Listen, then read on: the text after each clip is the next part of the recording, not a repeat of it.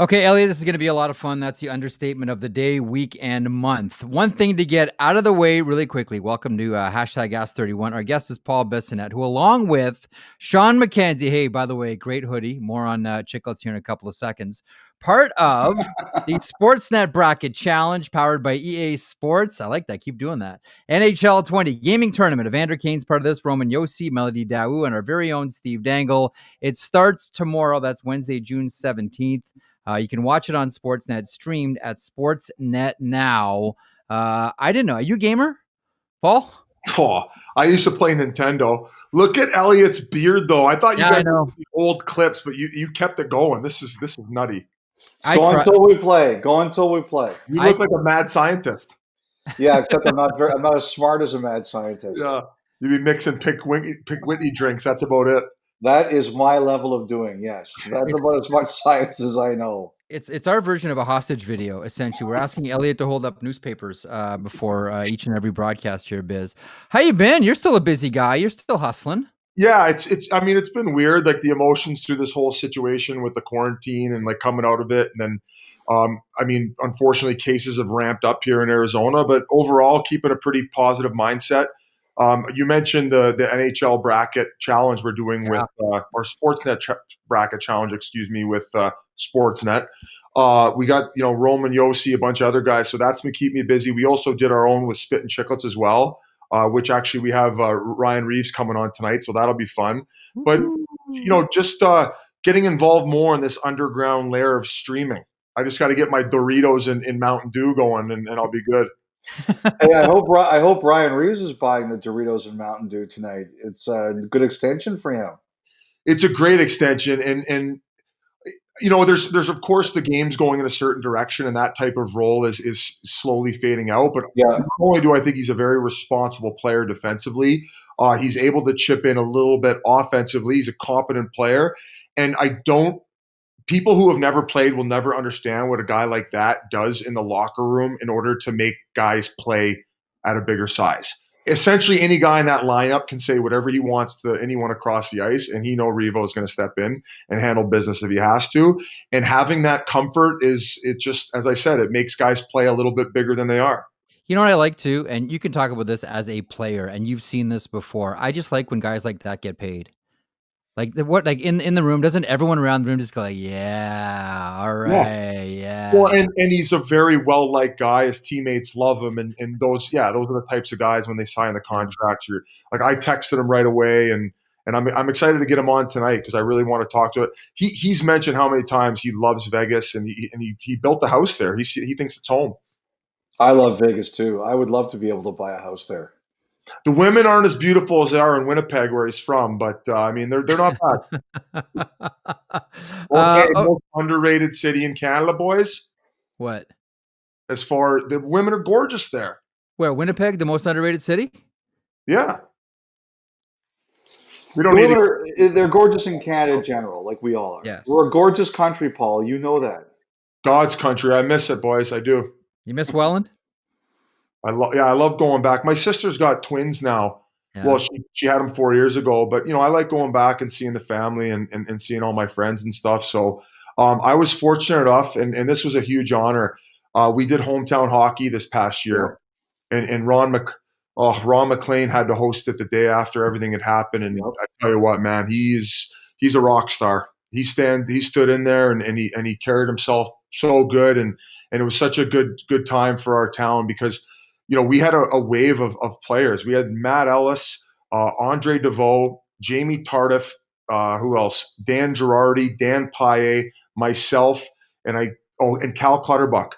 7 of us within like a 3 or 4 year age gap where we were able to, and it was just good to go and thank everyone who'd helped us out in our careers. And, it meant a lot to us. I think before that, was it Matt Johnson from Welland as well? Matt Johnson's, I believe he's from Fawn Hill, Pelham, and I'm sure most of you know his story. And he's had some battles in the past, and tough situation there. So when you guys were all growing up playing against each other, who was the best player?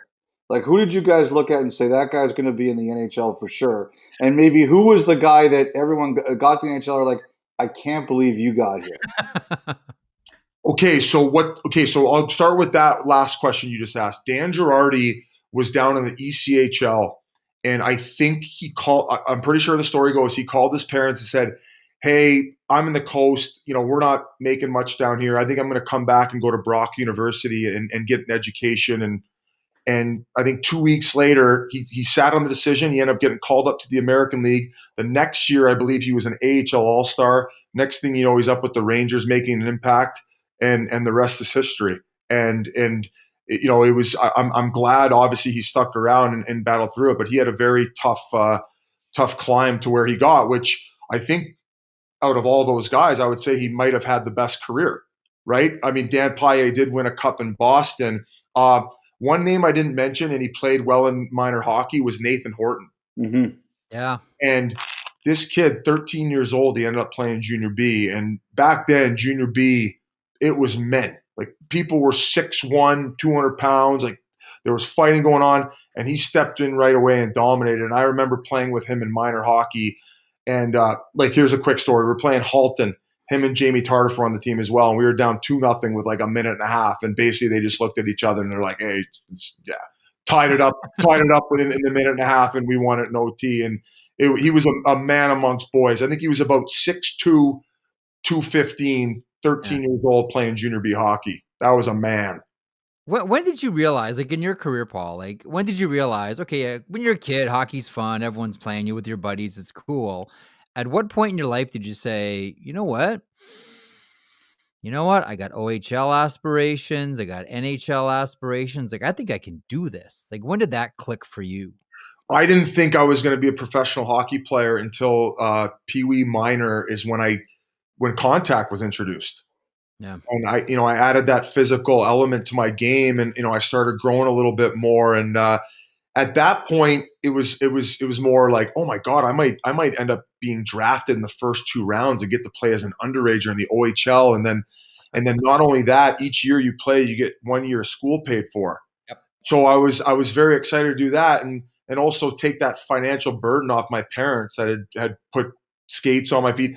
Playing travel, we were playing about 7 tournaments a year with Welland minor hockey, and I think it was costing them about $8 to $10 to keep me in hockey.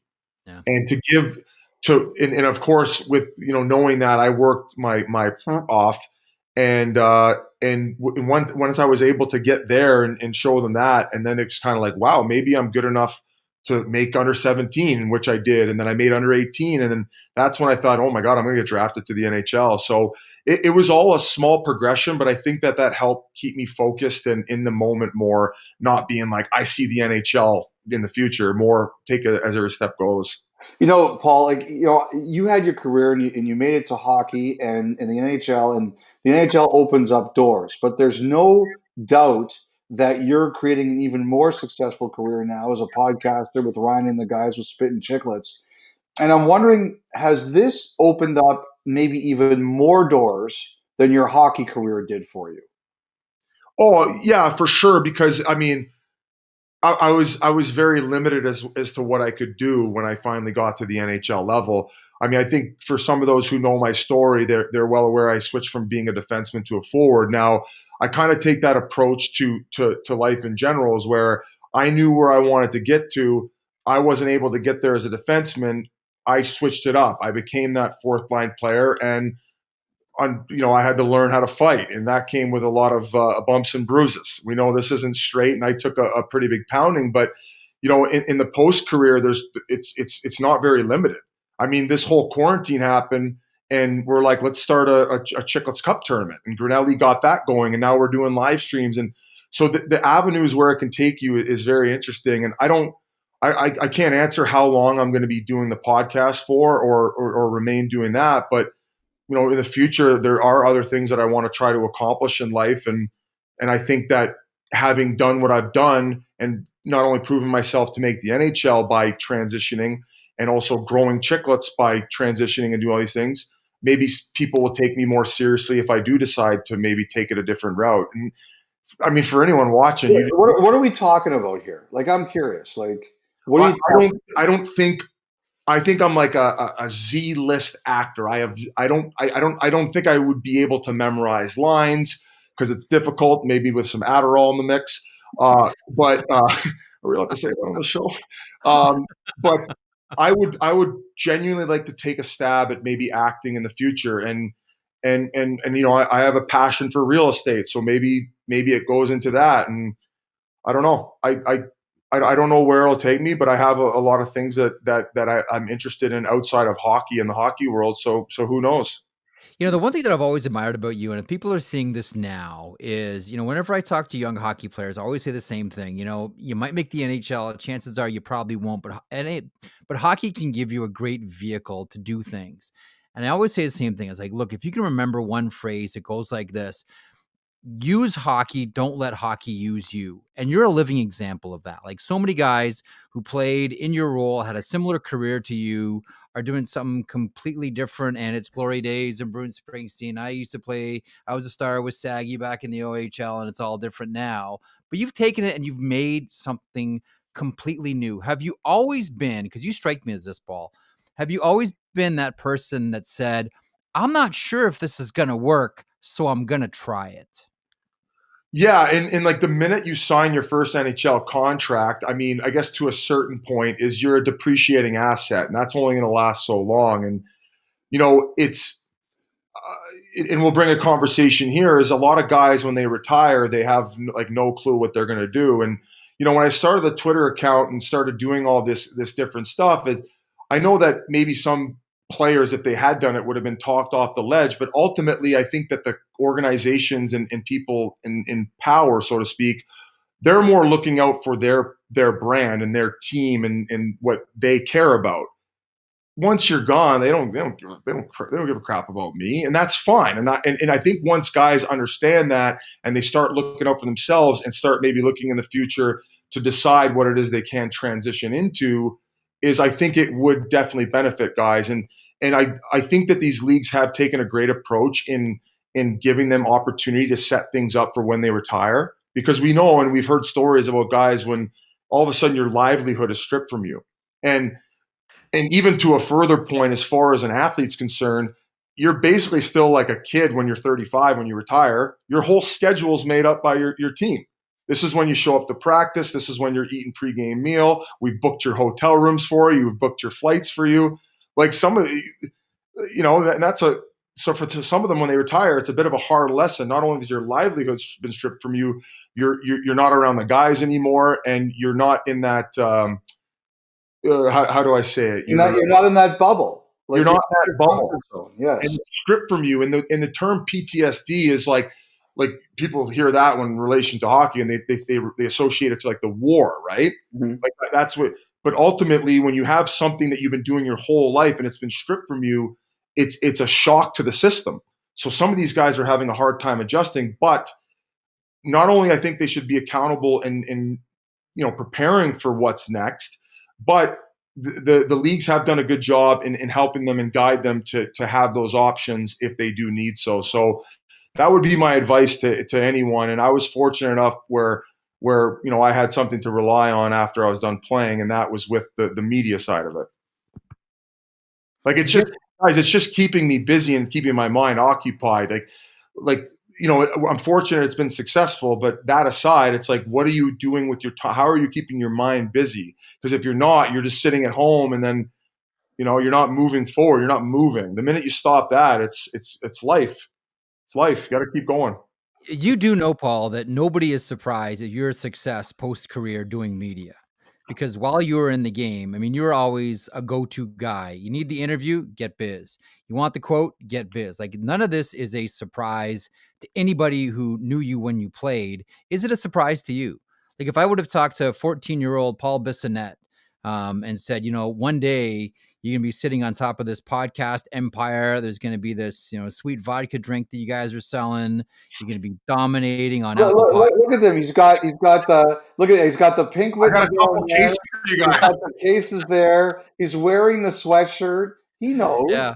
Hey, this is I haven't had a sip of alcohol since December 31st. So this is for other. I usually like if I go get my car wash, I'll give the guy a bottle or like wherever. Yeah. Sometimes I'll just drop them off all over town. But like I always wanted to be successful, and I think if you work hard, I think most people I've landed flat on my face though. I do some things that you're not successful in. Well, okay, maybe try it better the next time and or transition and do something else. So I'm just very grateful, guys. It's brought me a lot of opportunities, like we talked about earlier.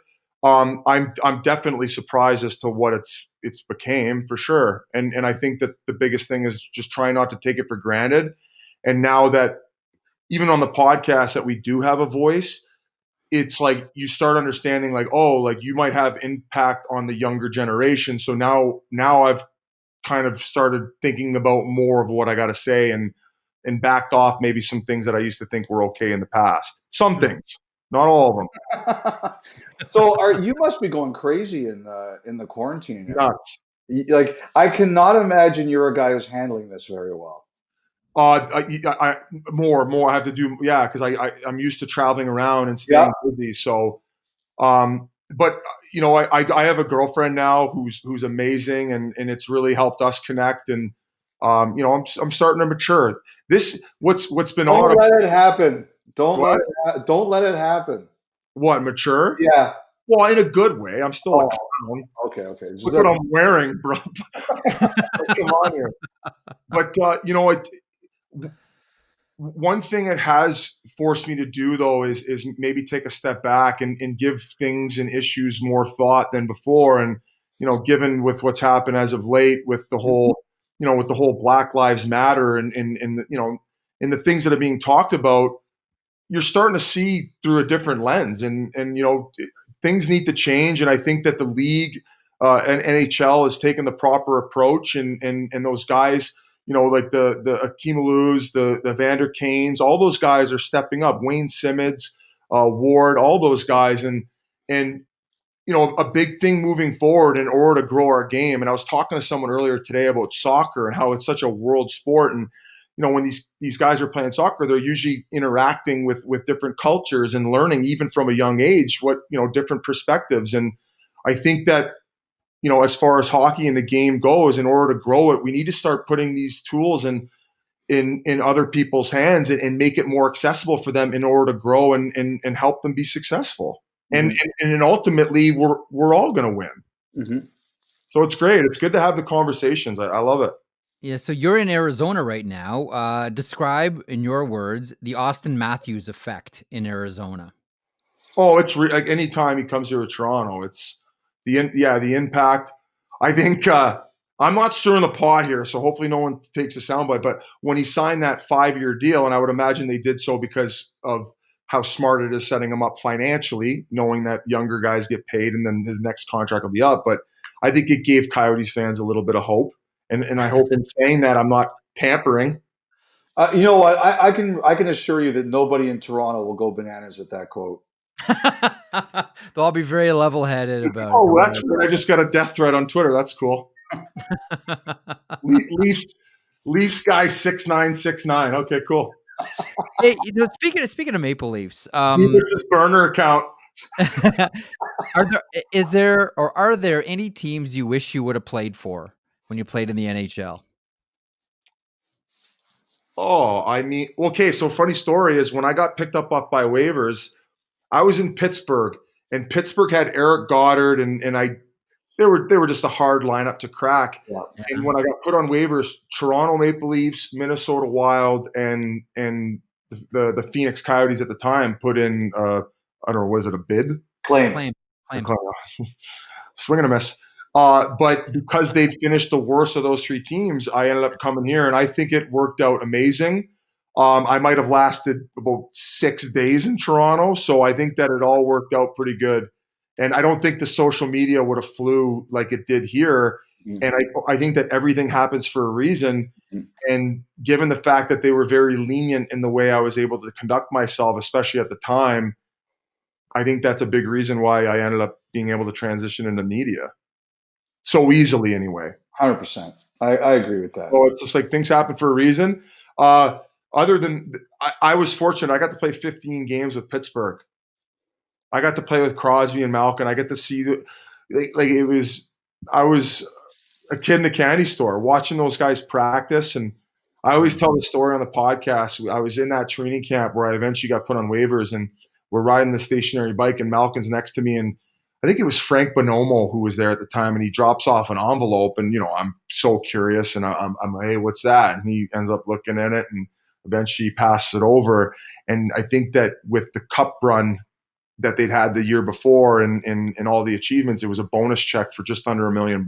And I mean, like he was got it on the stationary bike, sweating. Like it was, put it there like it was nothing. Probably forgot it there in the cup holder, and went on the ice. And he would show up to training camp, and he hadn't like worked any of his gear in. I think he showed up with nothing, like hadn't even molded the skates yet.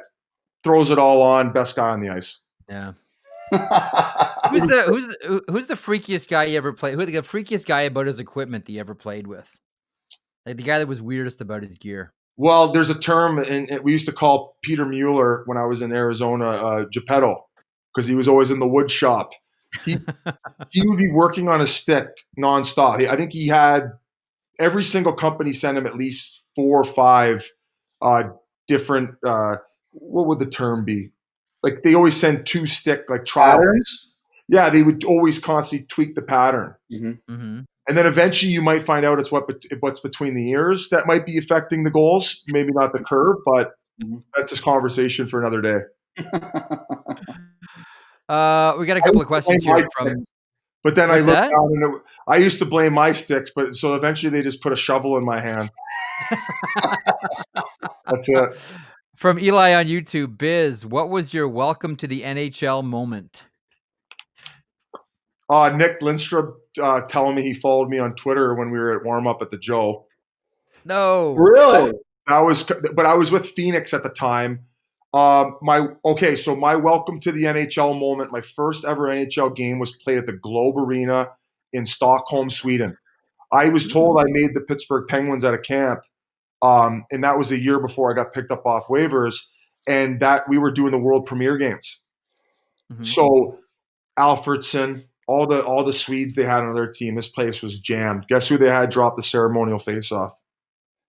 Matt Sundin.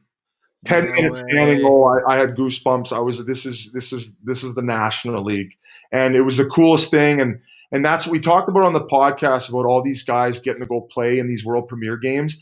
And some people might have the opinion that it's like, oh, it's all for money, and it's just like get them over here.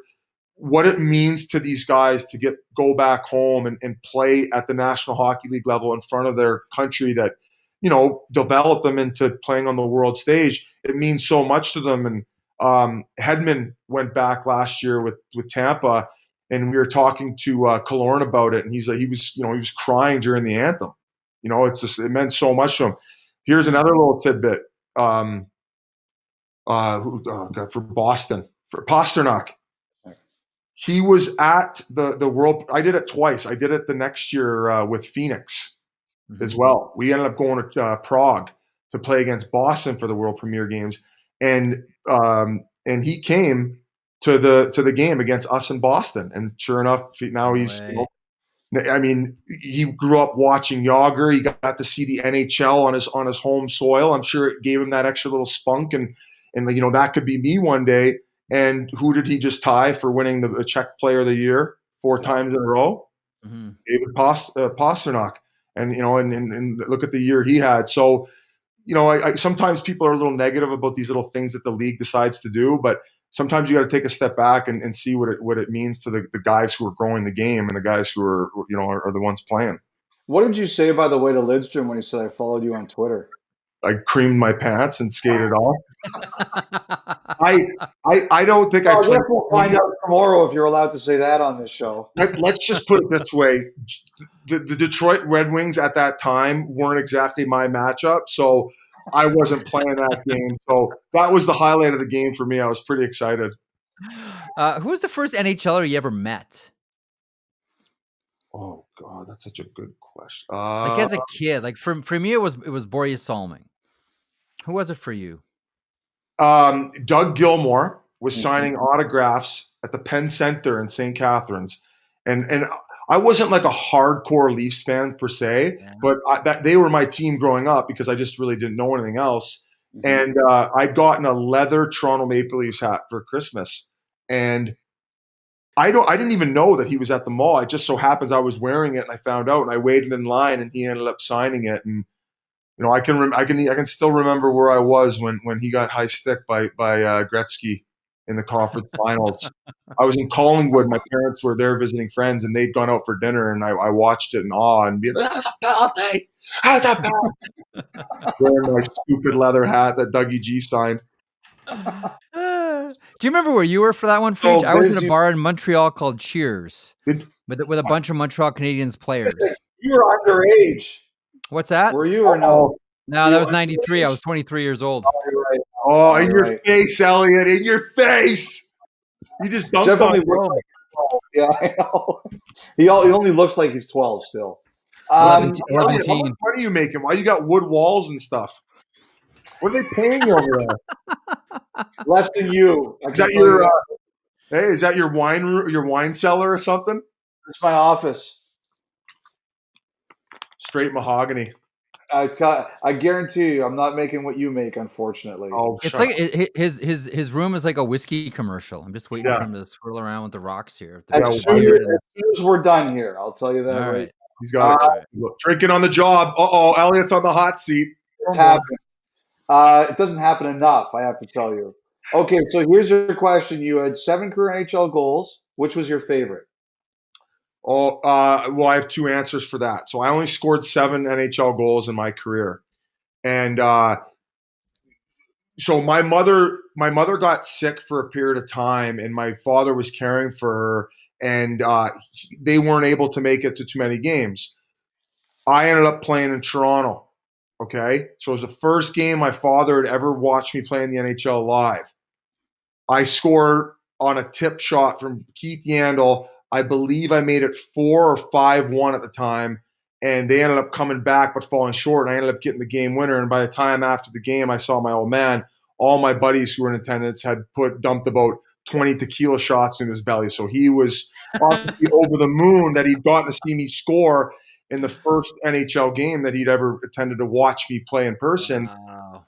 So, of course, my mother being sick was unable to go. She got better playing in Buffalo. My grandparents had never seen me play either because they couldn't really travel. I had a family friend from back home who had glass seats. He ended up giving them to my grandparents, so they were both on the glass. And, of course, my mother being in attendance, I end up getting the game winner in Buffalo. Awesome. And I got to go, and my grandfather's passed now, but I scored at the other end. I got to skate by after giving the knuckles on the bench, and I got to go tap the glass. And yeah, that was so yeah. Oh, geez. Is it stuffy in here or what? Those are great stories. Yeah. No, it was cool. It was really cool, and I didn't score many, but they're all memorable, and I can remember them all. Way to kill the mood with the question, guys. No. I'm just trying to think. I just want to give that the appropriate amount of time for the gravity of the power of your answer to settle in, and then we can transition to this tough question. From Mike on Facebook, Biz plus NHL plus Vegas, how would that have gone? Oh, if I was playing in Vegas? Yeah, man. A shorter term than I thought I would survive in Toronto. I said 6 days for that. I would have spent my whole year's salary at one of the day clubs. I would have went on a 3-day heater, and that would have been it. It would have been a good story, though. I'm curious, how many players right now that are sort of in the back 9 of their career have come up to you and talked to you about media and transitioning? There are 2 guys that I'm talking to right now that are pretty close to winding it down. And they're looking to make that transition as well. And both of them have referenced what you're doing on Chiclets. I mean, your influence is huge. How many guys do you have, talking to on a consistent basis? How do I do what you've done, Paul? Anyone who wants to chat, of course, I just tell them, like, go into it. Like Anthony Stewart, when he ended up getting into it, and he's a star, and he was so funny in the locker room where I'm like, yes. Now people are getting to see his personality, and I feel that once guys get over the barrier of like, oh, like what will the other guys think, or like, oh, maybe I look silly. Like, my first couple games on the broadcast with the Coyotes, I was brutal. but you gotta, I encourage them. I say, don't worry about what the outside opinion will be. And I know how funny you are. And eventually, if you keep getting those reps in, your personality is going to flourish. And, and, and once again, it's more about one, their expertise in the field because they've done it. And they're going to have a purpose and something to do once they're done playing. So I encourage all of them. And I hope that more and more guys do it. And more guys create podcasts and because their connections with other players that they would get on their podcast, they're going to be able to draw out more than what I would because they know more about them. So the more the merrier. And I think if we had to be the ones who paved the way, sure, but there's no cattiness here. I want everyone to flourish. I want everyone to have success. And Cam Jansen has done a great job with Andy Strickland. Yeah. Yep. And was there any other examples you guys can think of? You know what I'm more curious about, Paul, is do you think that the culture of the sport will change? Like, I know there's teams that are still nervous about putting players on with you guys, not because they think you're bad people, but because they're like, I'm just worried what guys are going to say. Do you think we will get to a point where like hockey just shakes that off and says the personality of the players is the personality of our players, and that's just the way it's going to be? Well, I mean, we can think of a few other sports where you could give the example, like basketball, and how much that's flourished. I'd say that's right behind soccer now on the global scale. And I think it's because they put their athletes on a pedestal. They let them be themselves.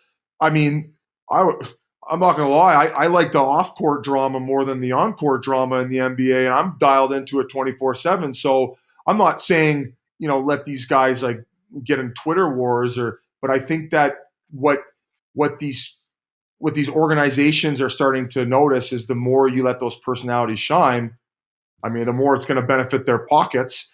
I mean, look at it, and especially for small market teams, like if you can create that social media presence, that's another ad revenue stream. Ad dollars are transitioning from traditional television more and more towards, social media and people's telephones because that's what everyone's on. It's just the world's moving faster and faster, and more people are ingesting and consuming their content, so to speak, through their phones. So I think if they're able to keep adapting and do it fast, then they'll have success. Who do you think of all the players that you've spoken to, either on the podcast or off the podcast? The example that I always give is Taylor Hall. I think the world is missing out on Taylor Hall. I think he has the potential to be one of the most entertaining guys in the league, has a great deadpan, really funny, but a lot of times you don't really see it out of Taylor Hall. And I just wonder, like, man, if that guy would ever get out of that hockey bubble in his head and just be himself, I think the NHL will be blessed, but with that charismatic personality. Who's your guy? Like, is there one guy that you think of and you say, man, everyone's missing this. Trust me, this guy's hilarious. This guy's got a great personality. Oh, I mean, let me see if I can think of an answer once I get into it. I can understand why guys like Taylor Hall and the elites don't do it because partly is because it can be used as a weapon against them. And I think that's why guys shy away from giving anything to traditional media is because, the clickbait headlines, and they're going to take it and as I said, use it against them. We allow everybody to edit out anything they want to on our podcast. We give everybody full editing rights. And those Taylor Halls and those type of personalities, they have so much of their time and energy goes into what they have to produce on the ice that sometimes they just don't want to waste that energy in that category. And I think that they notice that and they fall behind certain guys. I mean, I would say Sid is one of the guys who leads the way in how everybody tries to carry themselves. Like you ask McDavid, he wants to do everything that the way Sid did it. And Sid wanted to do it exactly the way that Wayno did it. Like Wayno hasn't slipped up ever, right? Has he ever said anything that's controversial, Wayno? Early in his career, he did the Mickey Mouse line, and after that, he shut it down. It was used against them. And controversial thing he did was when he grew a goatee during the lockout in 94, 95. That might have been it. So I think that certain guys I think there are enough guys who are willing to step up and take the brunt of maybe the criticism by showing their personalities. I mean, PK is one of those guys where he gets kind of ripped on, and I don't necessarily understand it for how much he gets it. Who would be another guy like Jeremy Roenick was a good example of when he played. He was a great personality. So I don't mind that those guys don't, because I understand why they don't. Last one here from Hockey Guy on YouTube. When will we see Biz on HNIC? Guys, I don't think that's not, I don't know if that's necessarily me, and it would never be to to disrespect Sportsnet or Hockey Night in Canada. One, I don't think I've been in the industry long enough, and there's far more better candidates in order to do so. I have a very hard time with like traditional media, because there's a filter that my brain has to hit when I'm on that type of media outlet, that I don't think I'm able to be myself and let it fly like this. I have to be too stoic, and I can't really be myself. It's hard. And like I said, I think that there's way more guys that are fit for that type of job, and it would be an honor if they even considered me. But I don't know. I think I'm happy with where I'm at now, and I don't know. And then I have to see that ugly beard every day. Like, come on, that's the turn enough. Every Saturday night. Okay, last question for me. But like anything, I would never say never. Right? I think you'd be great at it. I think Elliotte does. I think anyone knows that you'd be great at it. You put your mind to something like that, you nail it, Paul. Last one. Day one. It went from 6 days in Toronto to 3 days in Vegas to 1 day at Hockey Night in Canada. One after they go through the rehearsal around 5:30. It's like, it's a little tight around the collar. Yeah, okay. We know Pink Whitney is a huge success. Any plans for pink gummies anytime soon? Oh my God! What kind, Marek? The CBD? What's that? Yeah. Gummies? I've been very vocal about my cannabis use, so maybe I could talk him into it. If anyone's going to do it, I co-founded a CBD company called Can I Brands, and guys, I'm as you get older, and especially with the damage I've done to my body with not only playing but partying, is I feel that I need to do other healthy things in order to maybe live and feel normal every day. And CBD has helped me with, my social anxiety, which I get sometimes, and just anxiety in general. And I feel that it naturally, the inflammation in my body, it helps with that as well. So you can consume it in so many different forms, and I'm passionate about it and vocal, and I even get my lady to rub me with the CBD cream sometimes. So it's nice, All right, that's the visual we're going to end with. And we'll remind people before we take that one step too many. We're ending it yes, we are. I said my shoulders. Come on. He is one half of the Sportsnet Bracket Challenge, along with Sean McKenzie, who, by the way, is jacked. Like, this guy's torn up like a bad report card if you follow him on Instagram these days. I said before we film episode 3 that he's got to take a piss test. I think I think he's on the Russian program. Little cloudy there, Sean. I'm not sure what's going on there, buddy. Yeah. It is probably the guy who was treating him like Drago. Hey, Bob was treating him like Drago as a kid, shoving needles in his arse. Just a little Deca. Make the weekend go smooth. All right, Sportsnet Bracket Challenge, powered by EA Sports NHL 20. The gaming tournament featuring Evander Kane, Roman Josi, Melody Daou, Steve Dangle, and others. It all gets underway Wednesday, June 17th. That is tomorrow. You can watch it on Sportsnet, streamed live at Sportsnet. Now, our guest has been the one and only Paul Bissonnette. Paul, guys, I wanted to thank you guys for your support as well. Sportsnet has been incredible to me ever since jumping into the media career, and sometimes I deal with things being on this side of it, and Elliotte, I've called you before, and I just want to thank you guys for this, not only the support, but give you support as well, because you guys are rock stars in your own right, and thank you very much for having me on. No, we're very happy for your success, Paul. You've earned it, you guys. You guys have really earned it. You're the best, man. Best of the Chiclets, boys. All the best. We'll talk soon. See you, boys. Our guest has been Paul Bissonnette of the Spit and Chiclets podcast, and alongside Sean McKenzie, part of the Sportsnet Bracket Challenge. Watch that starting tomorrow. That's it for me and Elliotte and Drew, our producer. Thanks for joining us on Ask 31. We're back on Thursday.